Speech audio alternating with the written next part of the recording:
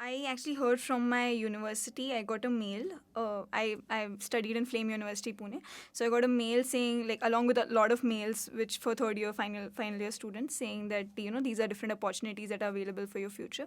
So that's how I heard about it, and then I sort of contacted the one of the alumni.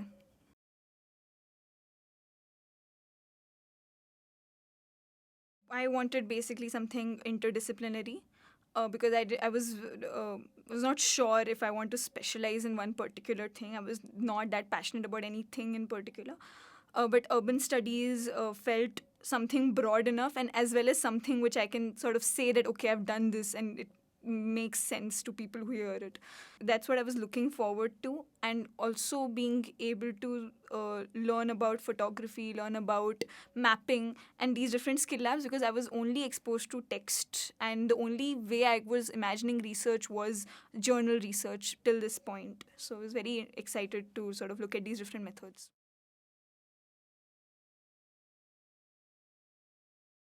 The direction which it takes, it's very smooth, because in the beginning you get, like, at least the way it happened with us, we had a foundation term, so you get these sort of 101s of everything back to back, so a little bit of everything. So uh, almost like basics of all the things, even skill labs. That's what happened in the foundation term.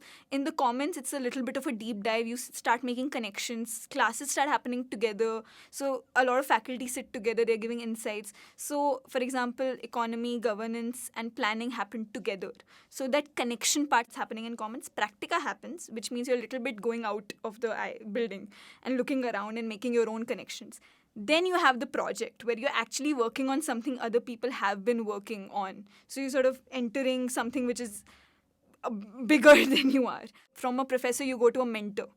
And then you have the internship where you have properly left the building now and you are working for some place, you're earning something. So I think this entire process of sort of let us help you and then let us see you help yourself and now you go, which was, I think, a very smoothly done.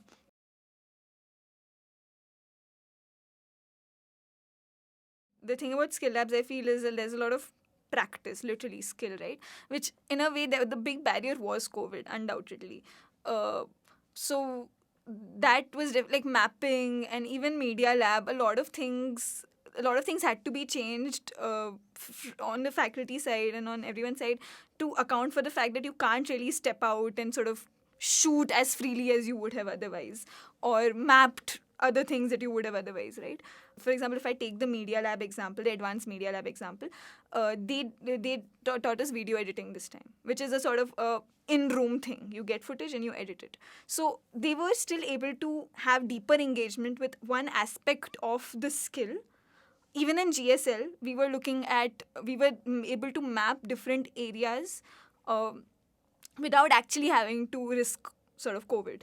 So in that sense, it was a challenge to have skill labs and also advanced skill labs. But yet, I think what happened is one aspect was taken and it was done properly, and that aspect ended up being something that you can do in a sort of within four walls.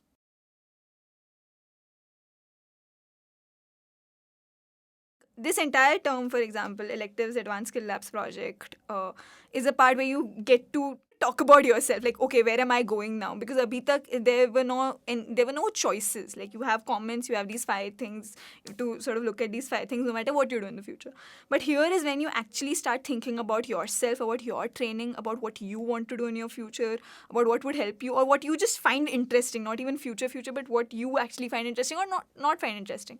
So in that sense, electives was a great place to be in a smaller class. Already there's a small batch, but to still be in a smaller classroom, in a smaller group where everyone is as interested in this particular thing as you. So I think that sort of intimate group discussion that was happening, most of my electives I was in small classes, which is why I'm saying it that way. There are other electives that people are in bigger classes. But I think that was really cool to take those 2 weeks and just deep dive into this one aspect and then come out and yet be able to connect dots.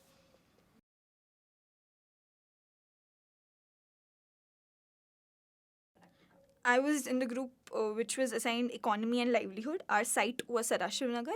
So our final project looked at the street vending practices in Sadashiv Nagar.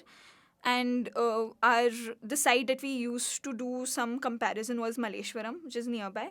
So it was very interesting to be looking at a place like Sadashiv Nagar, which is so elite in nature, and you don't see these sites even in the research that you read normally generally. That was very exciting, not only for us, but I could also see it in the faculty, where they, like, there was a lot of engagement from their part also, like, okay, this is interesting that you found this here, because it's very different in the places where we have looked at. So, and street vending, right? Something which is you think doesn't happen a lot in Sadashiv. It's not a huge network in terms of the number of people, but there's a lot of street vending that does happen in Sadashiv Nagar. And one of our findings that we were very sort of excited about was that they don't actually cater to the residents; they cater to the working class in Sadashiv Nagar. So. This entire thing, what is your customer base? Your customer base doesn't also always need to be the residents of a particular neighborhood. So that's what we looked at in our practicum.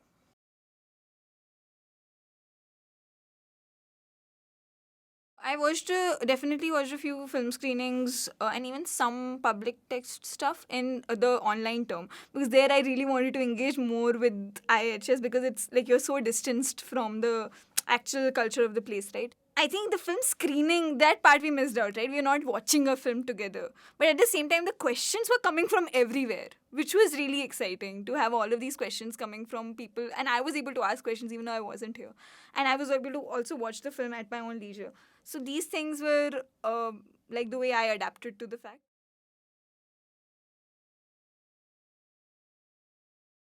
Talk to people here. People, if there's one thing which is excellent about IHS, it's the work culture, which reflects even in the alumni group and in the faculty group. So just talk to people is what I'll say, because people are really like, they are very happy to talk to you. As an alumni, I feel that, and when I joined before, I felt that from the people that I was talking to in IHS. Just have a conversation. We'll be happy to do that and figure it out after that.